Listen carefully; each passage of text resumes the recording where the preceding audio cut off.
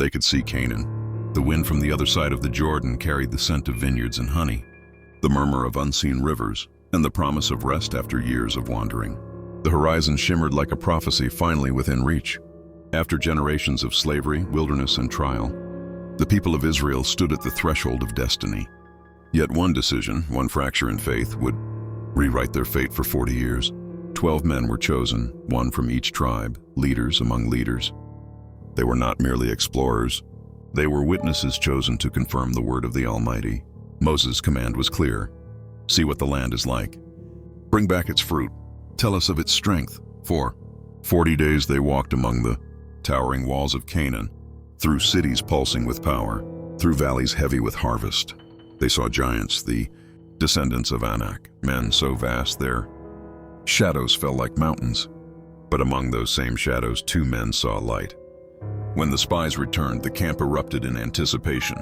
The people gathered, their faces glowing in the firelight, waiting for a single phrase that would confirm the end of their suffering.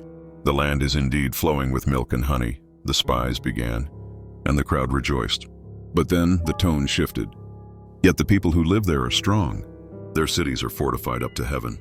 We saw the sons of Anak there, the joy drained from the air, replaced by murmurs of fear.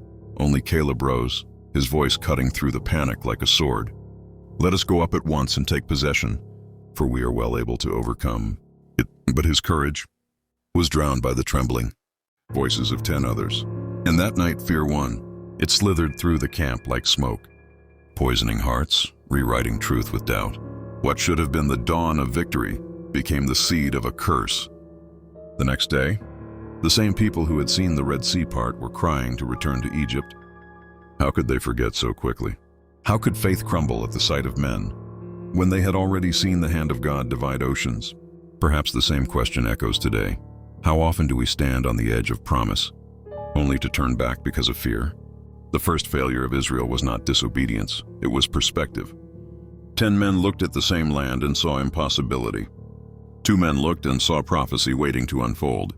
Which eyes would you have seen through? The eyes of fear or the eyes of faith? Tell me in the comments. Have you ever been one step away from something God promised you, yet fear made you turn around? If this story is already awakening something inside you, subscribe now, activate the bell, and stay until the end, because the lie that destroyed a generation is about to be revealed.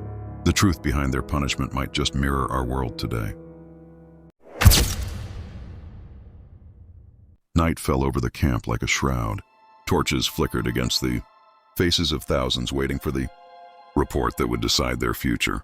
The air was thick, hope and dread woven into every breath. Then the spies returned. 12 shadows stepped into the firelight, carrying fruit from the land, proof of abundance, evidence of divine faithfulness. The people cheered, hearts pounding with anticipation. But celebration turned to silence. Yes, the land flows with milk and honey, they said. But the people are strong, the cities are fortified, and giants dwell among them. Each word fell like a stone into still water, rippling fear through the crowd. It wasn't a description, and it was infection. 10 men spoke as if God had vanished, and unbelief spread like fire through dry grass. In one night, faith that had endured the Red Sea, the manna, and the pillar of fire began to crumble. Caleb and Joshua tried to silence the storm. "The Lord will give us this land," Caleb shouted, his voice sharp as steel. But panic swallowed him. Women clutched their children. Men cried out, "Why did the Lord bring us here to die?" The people wept all night, a nation mourning a victory they never fought for. Their tears baptized the sand with despair. Fear rewrote the promise. That night, truth lost its voice, and lies took the throne. The same mouths that praised God for deliverance now cursed his plan. And heaven in silence watched a generation destroy itself with its own words. By morning, rebellion was complete. They plotted to choose a new leader and return to Egypt, back to chains, back to comfort disguised as captivity. That is the deception of fear. It makes bondage look safer than faith. The Almighty spoke to Moses, and his wrath thundered within the cloud. "How long will this people despise me? How long will they refuse to believe after all the signs I have shown?" The earth trembled under his grief, but Moses interceded. "Forgive them," he begged, "so the nations may know you are gracious." The Lord replied, "I have forgiven them, but none who saw my glory and doubted shall enter the land." The lie of 10 men became the curse of millions. 40 years, one for each day of unbelief, unfolded like a slow sentence. Time itself became the punishment. Faithless hearts withered beneath the desert sun until only 2 remained. Caleb and Joshua would see the promise, because truth cannot die in a heart that refuses to surrender. And even now, their story whispers a warning. How many of us believe the lie of fear, even after God proves his power? Write in the comments. Have you ever let fear rewrite what God promised you? If this moment struck your heart, subscribe now, activate the bell, and stay with me. Because the next part reveals the silent years of judgment, where the desert itself speaks the voice of God. The morning after the rebellion was unnaturally still. No wind, no birds, no sound but the hollow crackle of dying embers.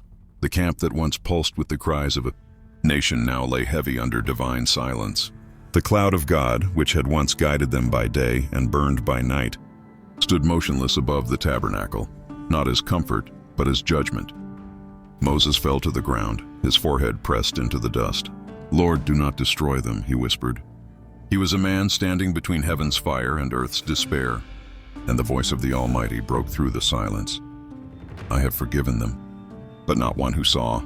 My glory and doubted shall enter the land." Forgiveness had been granted, yet the consequence remained, a mercy wrapped in discipline. For every day they spied the land, they would wander a year, 40 years of waiting, 40 years of graves in the sand. The desert became their teacher. The ground swallowed the bodies of those who had raised their voices against God, and every sunset reminded the survivors that promises do not die, but unbelief does. The people marched by day and buried their dead by night.